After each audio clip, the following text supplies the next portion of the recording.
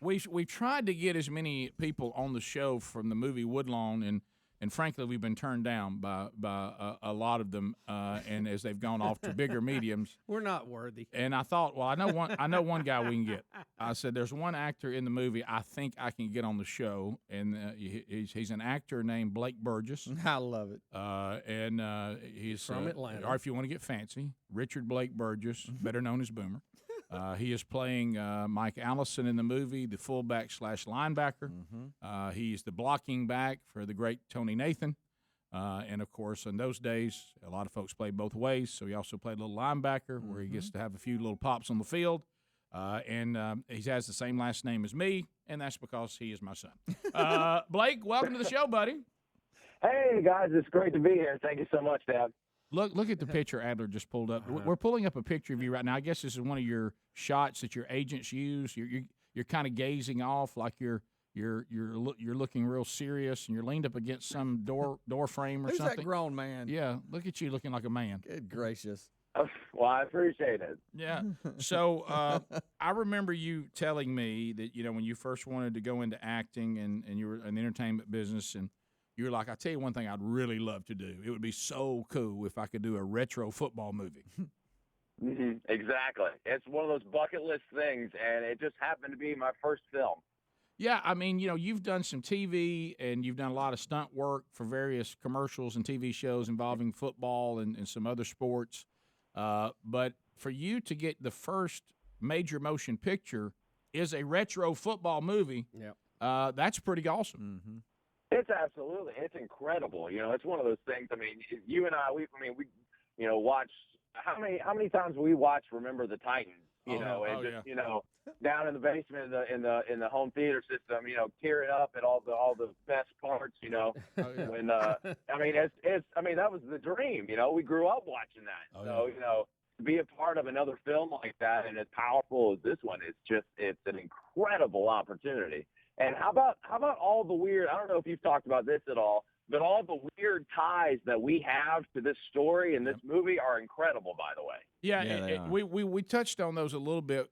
I could tell when we talked to Caleb Castile that's playing Tony Nathan, his face when I started giving him all those ties, he was like, wait a minute.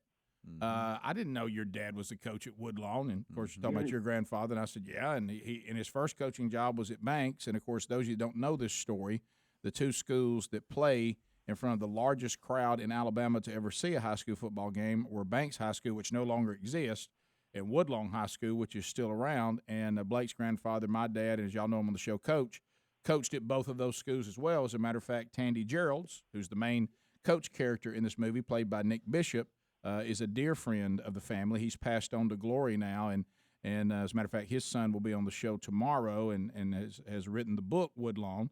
And we'll talk about that. We all grew up together, and he got the job when Coach headed to Oxford from Woodlawn. And then this story happened right after that.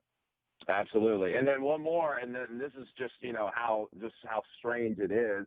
My fiance, Alex Dickerson, her father was actually a freshman on that 74 Woodlawn team when Tony Nathan, when they had that big historic game. Your phone cut out a little bit, Blake. freshman. You said a freshman on that team?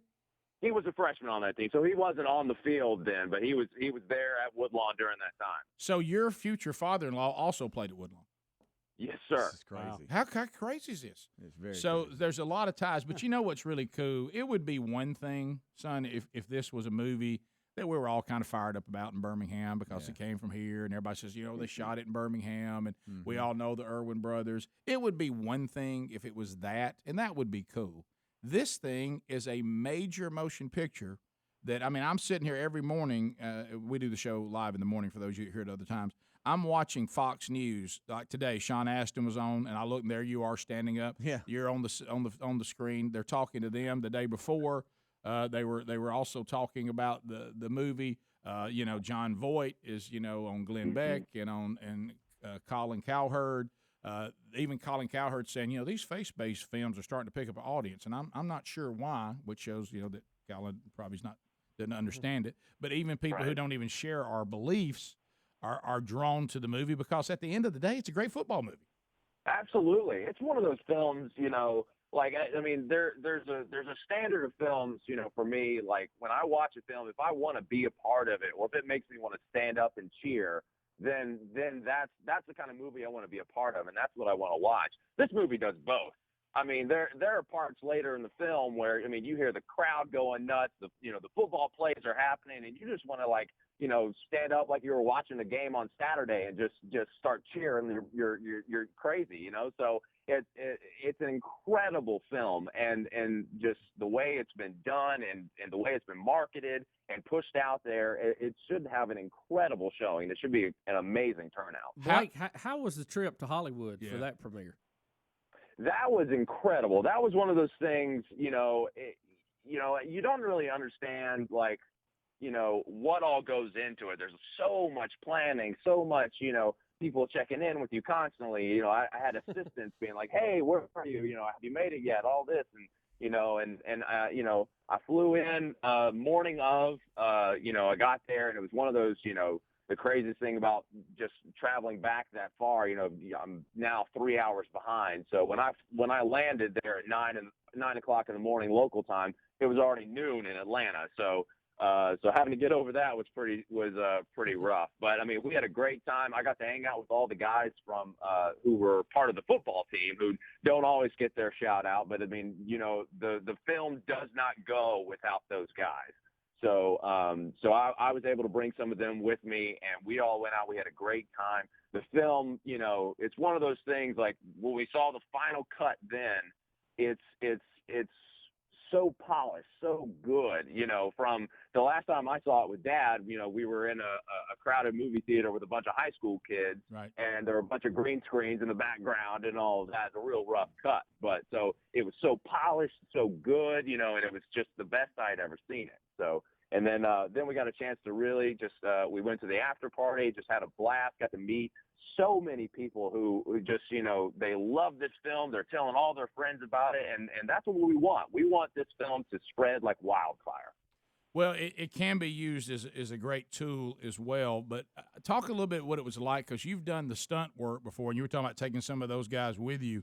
How strange was it to go from I'm the body double from somebody in a TV show or in a commercial, or I'm one of the guys, I know some days when you shot commercials, you pretend to be for several teams, including a Denver Bronco with Peyton Manning in one of his commercials where you're one of the obscure Broncos. How did it feel when somebody said, "Get out, we got to put your body double in because we don't want you to get hurt"? It was very strange. It's one of those things. It was like getting pulled in the middle of a football game, and like I was upset. I didn't know why.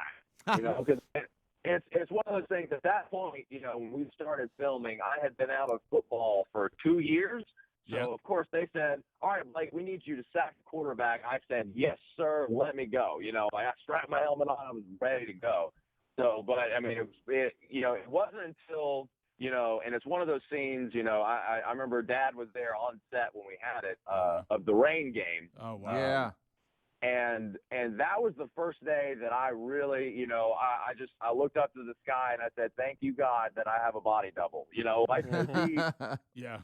able to take off some of those reps. And, man, I mean, when we had guys when we filmed that who got hypothermia, because we were, had this, artificial rain going and 47-degree weather in the middle of Alabama. So, I mean, it was just a brutal, brutal night of shooting. But you know what? That suffering, that work shows throughout the film. It's incredible. Yeah, your phone's cutting out a little bit, so if you need to move somewhere. But we got the end of that. Yeah, there actually were people that were shooting that night that they had to take to the hospital for hypothermia. Wow. Yes, sir. And it was crazy. Well, son, we're proud of you here. Yeah. I mean, everybody here has known you since you were just a little boy, and this is a huge step. Not only is it a great movie, as a matter of fact, I saw a review of it from a very well-known pastor, and I'm going to just say what he said because I felt the same way, and I thought, is that a step out on my part? But, because I obviously am tied to it, and I'm pulling for the movie, but to hear somebody else say it, and his quote was, and I sent it out on Twitter yesterday, he did his review, he said, this is the best Christian movie I have ever seen since Passion of the Christ. Wow. He said there's been a lot of Christian movies that had great messages, but they were okay movies. Right. He said this one, when you look at the quality of it, is right up there with that kind of quality.